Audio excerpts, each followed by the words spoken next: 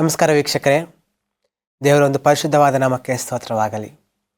ದೇವರು ಮತ್ತೊಂದಾವರ್ತಿ ನಮ್ಮನ್ನೆಲ್ಲ ಒಟ್ಟಿಗೂಡಿಸಿದ್ದಾನೆ ದೇವರೊಂದು ವಾಕ್ಯವನ್ನು ಕೇಳುವುದಕ್ಕೆ. ಹೋಪ್ ಚಾನೆಲ್ ಕನ್ನಡ ಈ ಒಂದು ಮಾಧ್ಯಮದ ಮುಖಾಂತರ ವೀಕ್ಷಿಸುತ್ತಿರುವ ತಮ್ಮೆಲ್ಲರನ್ನು ಯೇಸುವಿನ ಸುಮಧುರವಾದ ನಾಮದಲ್ಲಿ ಸ್ವಾಗತಿಸುತ್ತೇನೆ. ನಾವು ಈ ಸೀರೀಸಲ್ಲೆಲ್ಲ ದ ವಿಕ್ಟೋರಿಯಸ್ ಒನ್, ವಿಜಯಶಾಲಿಗಳ ಬಗ್ಗೆ ನಾವು ಕಲಿತಾ ಇದ್ದೇವೆ. ಆ ಒಂದು ನಿಟ್ಟಿನಲ್ಲಿ ಇಂದಿನ ದಿನ the power of tender heart, ಕೋಮಲ ಹೃದಯದ ಶಕ್ತಿ ಎಂಬುದಾಗಿ ಇದರ ಬಗ್ಗೆ ನಾವು ಧ್ಯಾನ ಮಾಡೋಣ.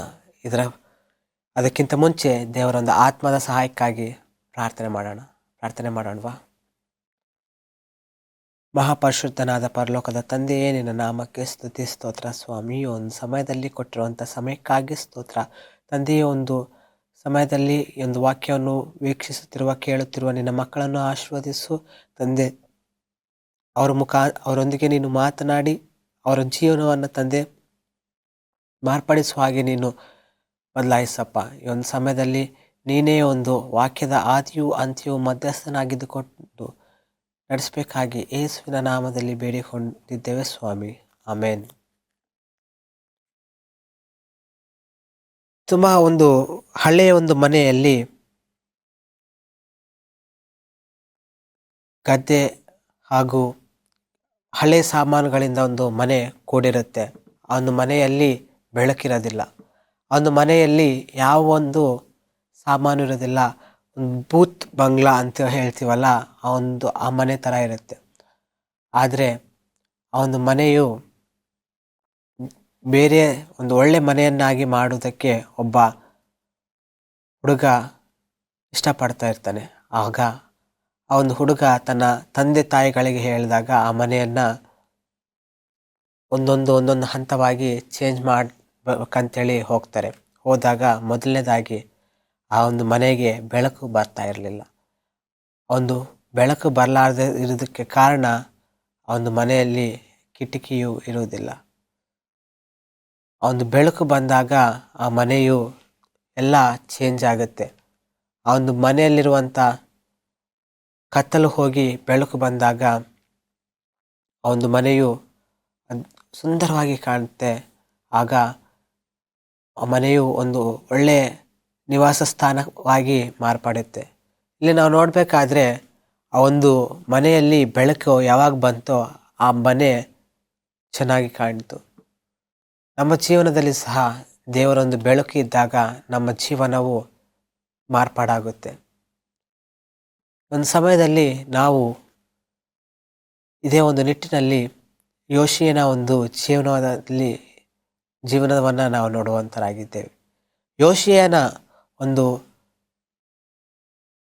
ಅರಸನು ನಾವು 2ನೇ ಅರಸಗಳ ಪುಸ್ತಕ 22ನೇ ಅಧ್ಯಾಯದಲ್ಲಿ ನಾವು ನೋಡ್ತೇವೆ. ಹಾಗೆ 2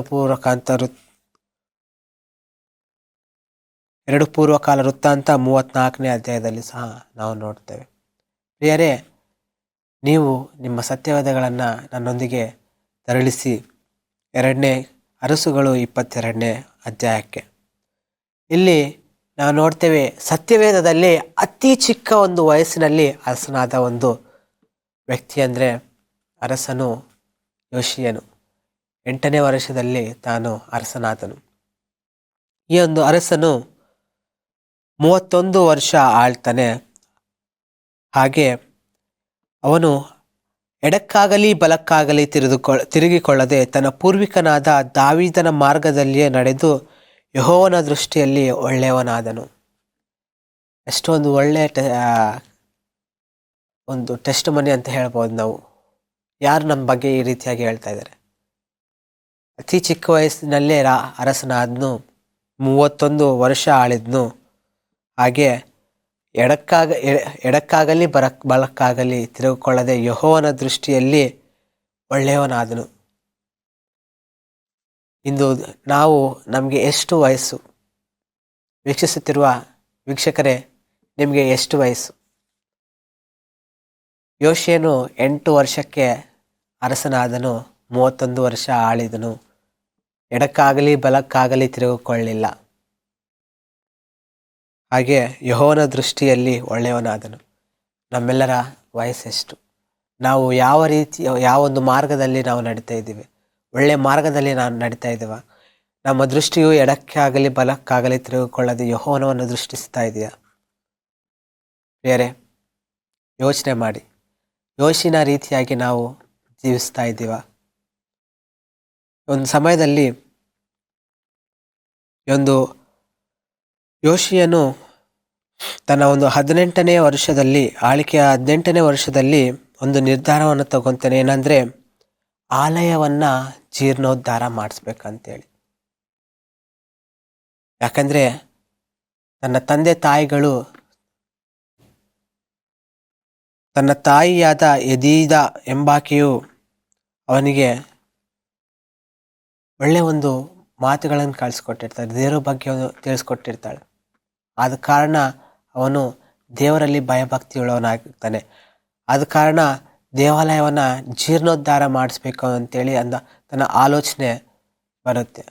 ಒಂದು ಯವನಸ್ಥನು ತನ್ನ ಸೃಷ್ಟಿಕರ್ತನನ್ನು ಸೇವಿಸುವುದನ್ನು ಯವನದಲ್ಲಿಯೇ ಸ್ಟಾರ್ಟ್ ಮಾಡ್ತಾನೆ. ಯವನಸ್ಥರೇ, ನೀವು ನಿನ್ನ ಸೃಷ್ಟಿಕರ್ತನನ್ನು ಆರಾಧಿಸ್ತಾ ಇದ್ದೀರಾ?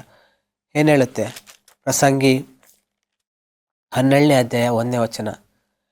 ಕಷ್ಟದ ದಿನಗಳು ಸಂತೋಷವಿಲ್ಲವೆಂದು ನೀನು ಹೇಳುವ ವರ್ಷಗಳು ಸಮೀಪಿಸುವುದರೊಳಗಾಗಿ ಯೌವನದಲ್ಲಿಯೇ ನಿನ್ನ ಸೃಷ್ಟಿಕರ್ತನನ್ನು ಸ್ಮರಿಸು ಅಂತೇಳಿ ಹೇಳ್ತಾ ಇದೆ. ವೀಕ್ಷಿಸುತ್ತಿರುವ ಯವನಸ್ಥರು ಎಲ್ಲ ನಮ್ಮ ಸೃಷ್ಟಿಕರ್ತನನ್ನು ನಾವು ಯೌವನದಲ್ಲಿಯೇ ನಾವು ಸ್ಮರಿಸ್ಬೇಕಂತೆ. ಆಗ ಈ ಒಂದು ಯೌವನದಲ್ಲಿ ನಾವು ಏನಾದರೂ ಮಾಡ್ಬೋದು, ಯಾವೊಂದು ಕೆಲಸ ಕಾರ್ಯಗಳಾದರೂ ಮಾಡ್ಬೋದು, ದೇವರಿಗಾಗಿ ಎಷ್ಟು ಕೆಲಸ ಆದರೂ ನಾವು ಮಾಡ್ಬೋದು, ಹಿಂಜರಿಯುವುದಿಲ್ಲ. ಅದಕ್ಕಾಗಿ ಹೇಳ್ತಾ ಇದ್ದಾನೆ. ಈ ಒಂದು ಯೋಶಿಯನು ಸಹ ತನ್ನ ಯೌವನದಲ್ಲಿ ದೇವರನ್ನ ಹುಡುಕುವವನಾಗಿದ್ದ. ಆದ ಕಾರಣ ತನ್ನ ಒಂದು ಆಲಯವನ್ನು ಜೀರ್ಣೋದ್ಧಾರ ಮಾಡಿಸ್ಬೇಕೆಂಬ ಆಲೋಚನೆ ತನಗೆ ಬಂದಿತ್ತು. ಅದಕ್ಕೆ ಒಂದು ಕೆಲಸಗಳನ್ನು ಮಾಡುವುದಕ್ಕೆ ಕೆಲವೊಬ್ಬರು ಕೆಲಸಗಾರರನ್ನು ಆಯ್ಕೆ ಮಾಡ್ತಾನೆ. ಅಲ್ಲಿ ಹೋಗಿ ಕೆಲಸವನ್ನು ಸ್ಟಾರ್ಟ್ ಮಾಡ್ತಾರೆ. ಅಲ್ಲಿಗೆ ಬೇಕಾಗಿರುವಂಥ ಆಫರಿಂಗ್ಗಳನ್ನು ಜನರಿಂದ ತೆಗೆದುಕೊಳ್ತಾರೆ. ಹಾಗೆ ಲೆಕ್ಕವನ್ನು ಕೇಳಬೇಡಿ ಅಂತ ಹೇಳ್ತಾರೆ. ಇದಲ್ಲದೆ ಯಾಜಕನಾದ ಹಿಲ್ಕಿಯನು ನನಗೆ ಒಂದು ಗ್ರಂಥವನ್ನು ಕೊಟ್ಟಿದ್ದಾನೆ ಎಂದೇಳಿ ಅದನ್ನು ಓದ್ತಾನೆ. ಇಲ್ಲಿ ನಾವು ನೋಡಬೇಕಾದ್ರೆ ಆ ಗ್ರಂಥವನ್ನು ಓದುವಂಥ ಸಂದರ್ಭದಲ್ಲಿ ಯಾವ ರೀತಿಯಾಗಿ ಅವರ ರೆಸ್ಪಾನ್ಸ್ ಬರುತ್ತೆ ಅಂತೇಳಿ ನೋಡೋಣ. ಅರಸನು ಧರ್ಮೋಪದೇಶ ಗ್ರಂಥವಾಕ್ಯಗಳನ್ನು ಕೇಳಿದಾಗ ಬಟ್ಟೆಗಳನ್ನು ಹರಿದುಕೊಂಡು ಯಾಜಕನಾದ ಹಿಲ್ಕಿಯನು, ಶಾಫಾನನ ಮಗನಾದ ಅಹಿಯಾಕಾಮ್, ಮಿಕಾಯನ ಮಗನಾದ ಅಕ್ಮೋರ್, ಲೇಖಕನಾದ ಶಾಫಾನ್, ತನ್ನ ಹಸ್ತಕನಾದ ಆಸಾಯ ಎಂಬವರಿಗೆ ತಮ್ಮ ನಮಗೆ ಸಿಕ್ಕಿರುವ ಈ ಗ್ರಂಥವಾಕ್ಯಗಳಿಗೆ ಕಿವುಗೊಡದೆಯೂ ಅವುಗಳನ್ನು ಕೈಗೊಳ್ಳದೇ ಇರುವುದರಿಂದ ನಾವು ಯೆಹೋವನ ಉಗ್ರಕೋಪಕ್ಕೆ ಪಾತ್ರರಾಗಿದ್ದೇವೆ. ಆದ್ದರಿಂದ ನೀವು ನನಗೋಸ್ಕರ, ಜನರಿಗೋಸ್ಕರವೂ ಎಲ್ಲ ಯಹೂದ್ಯರಿಗೋಸ್ಕರ ಯೆಹೋವನ ಬಳಿಗೆ ಹೋಗಿ ಈ ಗ್ರಂಥವಾಕ್ಯಗಳ ವಿಷಯವಾಗಿ ವಿಚಾರಿಸಿ ಎಂದು ಆಜ್ಞಾಪಿಸ್ತಾನೆ. ಇಲ್ಲಿ ನಾವು ನೋಡ್ತೇವೆ, ತಮ್ಮ ಪೂರ್ವಿಕರು ದೇವರಿಗೆ ಕಿವಿಗೊಡದೆ ತಮಗೆ ಇಷ್ಟಾನುಸಾರ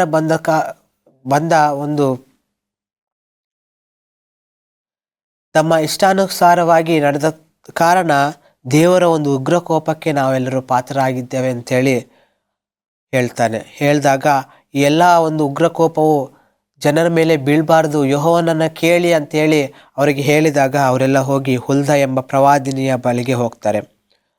ಆ ಒಂದು ಪ್ರವಾದಿನಿಯು 15ನೇ ವಚನದಲ್ಲಿ ಹೀಗೆ ಹೇಳ್ತಾರೆ, ಅವರಿಗೆ ಈ ರೀತಿಯಾಗಿ ಹೇಳ್ತಾಳೆ, ನಿಮ್ಮನ್ನು ಕಳುಹಿಸಿದವನಿಗೆ ಇಸ್ರಾಯೇಲ್ ದೇವರಾದ ಯೆಹೋವನ ಮಾತುಗಳನ್ನು ತಿಳಿಸಿರಿ.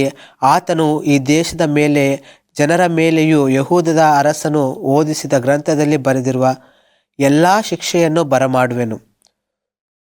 ಅವರು ನನ್ನನ್ನು ಬಿಟ್ಟು ಅನ್ಯ ದೇವತೆಗಳಿಗೆ ಧೂಪ ಸುಟ್ಟು ತಮ್ಮ ದುಷ್ಕೃತ್ಯಗಳಿಂದ ನನ್ನನ್ನು ರೇಗಿಸಿದರಿಂದ ನನ್ನ ಕೋಪಾಗ್ನಿಯು ಈ ದೇಶದ ಮೇಲೆ ಉರಿಯ ಹತ್ತಿ ಆರಿ ಹೋಗುವುದೇ ಇಲ್ಲ ಅನ್ನುತ್ತಾನೆ.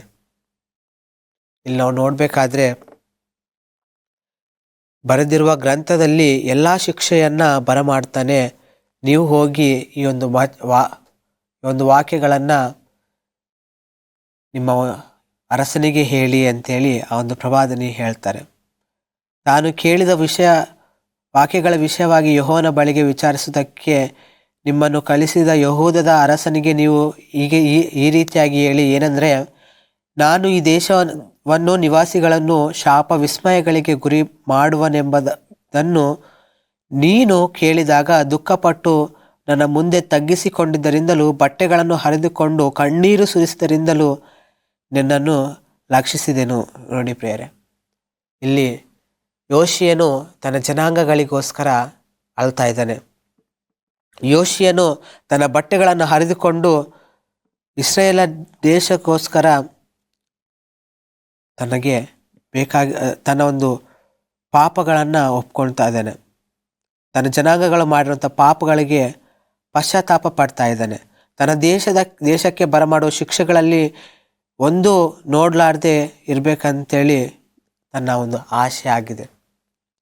ಪ್ರಿಯರೇ, ಈ ಒಂದು ದಿನಗಳಲ್ಲಿ ನೀವು ವಿಜಯಶಾಲಿಗಳಾಗಬೇಕಂದ್ರೆ ಬದಲಾವಣೆ ನಿಮ್ಮಿಂದನೇ ಸ್ಟಾರ್ಟ್ ಆಗಬೇಕು ಪ್ರಿಯರೇ.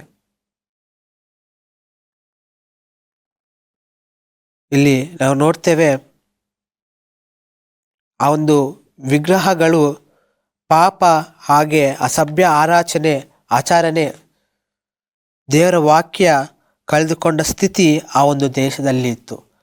ಒಂದು ಪೂರ್ವಿಕರು ದೇವರನ್ನು ಮರೆತು ಜೀವಿಸುತ್ತಿರುವುದನ್ನು ನಾವು ನೋಡ್ತಾ ಇದ್ದೇವೆ. ಆ ಒಂದು ಶಿಕ್ಷೆಯು ದೇಶದಲ್ಲಿ ಬರಲಾರದೆ ಇರಬೇಕು ಅಂತೇಳಿ ಯೋಷಿಯನ ಒಂದು ಆಸೆ ಆಗಿತ್ತು ಪ್ರಿಯರೇ.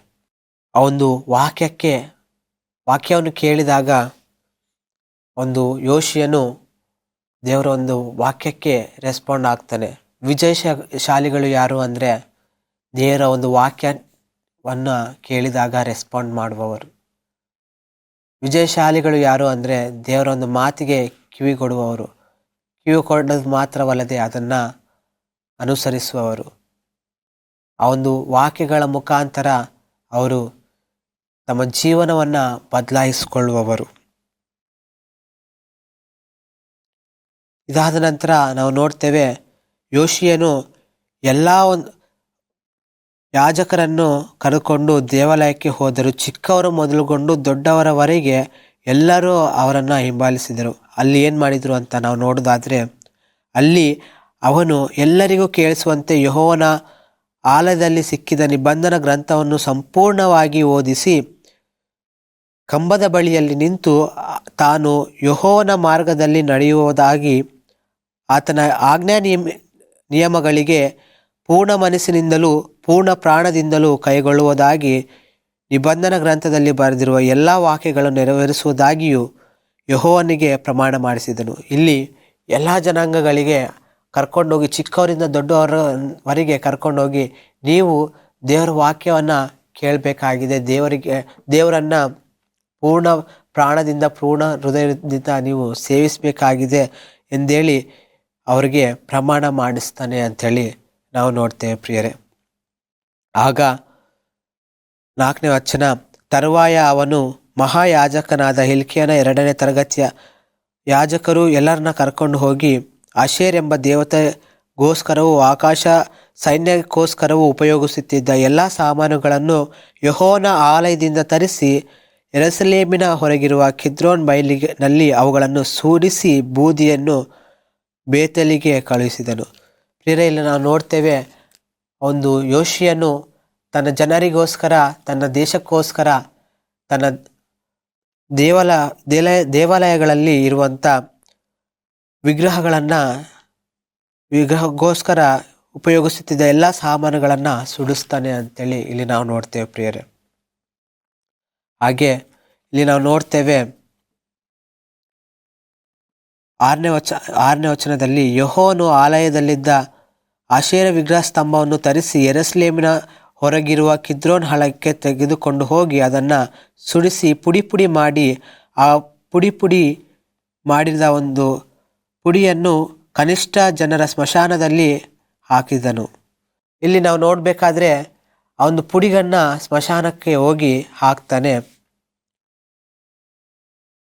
ಆ ಒಂದು ದೇವಾಲಯವನ್ನು ಜೀರ್ಣೋದ್ಧಾರ ಮಾಡಿಸ್ತಾನೆ.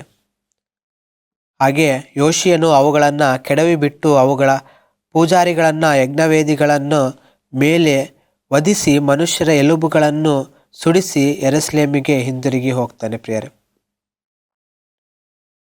ಕಡೆಯದಾಗಿ ಒಂದು ಯೋಷಿಯನು ಯೆಹೋವನ ಕಡೆಗೆ ತಿರುಗಿಕೊಂಡು ಪೂರ್ಣ ಮನಸ್ಸಿನಿಂದಲೂ ಪೂರ್ಣ ಪ್ರಾಣದಿಂದಲೂ ಪೂರ್ಣ ಬಲದಿಂದಲೂ ಮೋಶೆಯ ಧರ್ಮಶಾಸ್ತ್ರವನ್ನು ಅನುಸರಿಸಿದ ಯೋಷಿಯನಿಗೆ ಸಮಾನನಾದ ಅರಸನು ಮುಂಚೆಯೂ ತರುವಾಯವೂ ಇರಲಿಲ್ಲ ಅಂತೇಳಿ ಇಲ್ಲಿ ಸಾಕ್ಷಿ ಹೇಳುವಂಥವರಾಗಿದ್ದಾರೆ.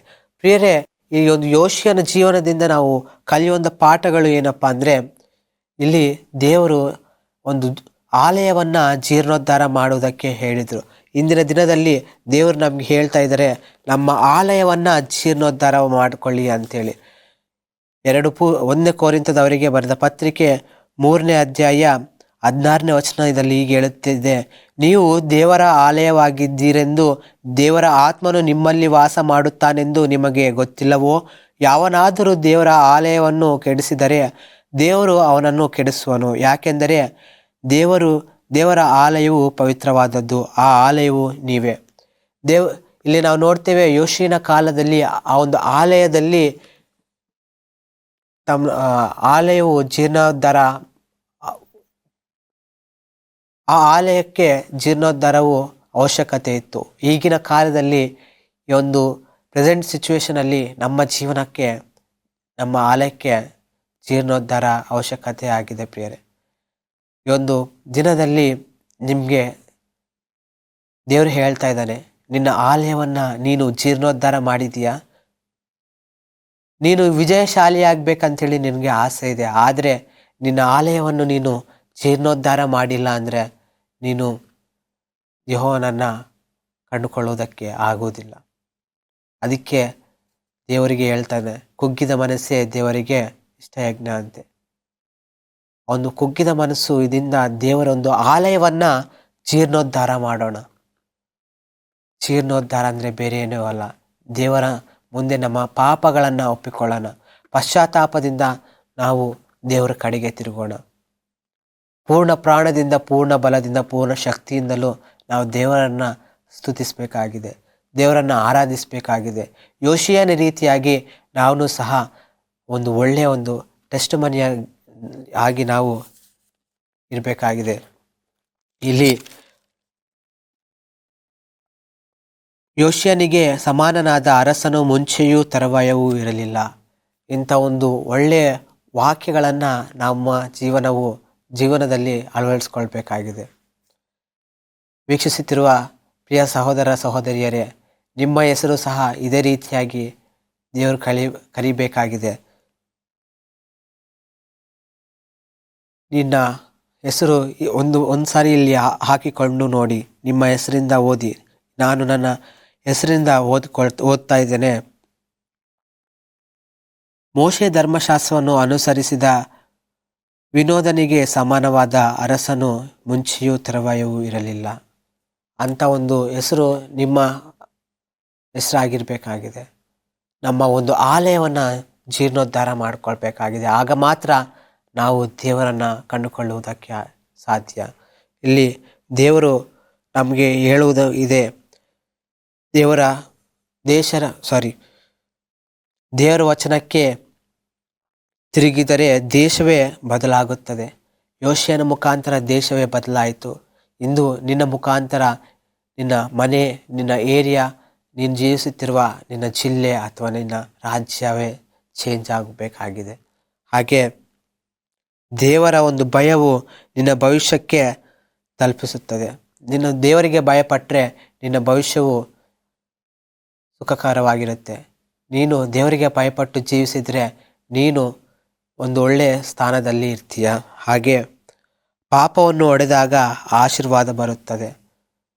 ನಾವು ನಮ್ಮ ದೇಹದಲ್ಲಿರುವಂಥ, ನಮ್ಮ ಆಲಯದಲ್ಲಿರುವಂಥ ಒಂದು ಪಾಪವನ್ನು ಒಪ್ಪಿಕೊಂಡು ದೇವರ ಮುಂದೆ ಹೇಳಿದಾಗ ನಾವು ಆಶೀರ್ವಾದಗಳನ್ನು ಪಡ್ಕೊಳ್ತೇವೆ. ಯಾಕಂದರೆ ನಮ್ಮ ಪ್ರಾರ್ಥನೆಗಳಿಗೆ ಅಡ್ಡುಗೋಡೆ ಆಗಿರುವುದು ಒಂದೇ, ಅದು ನಾವು ಮಾಡಿದ ಪಾಪಗಳು.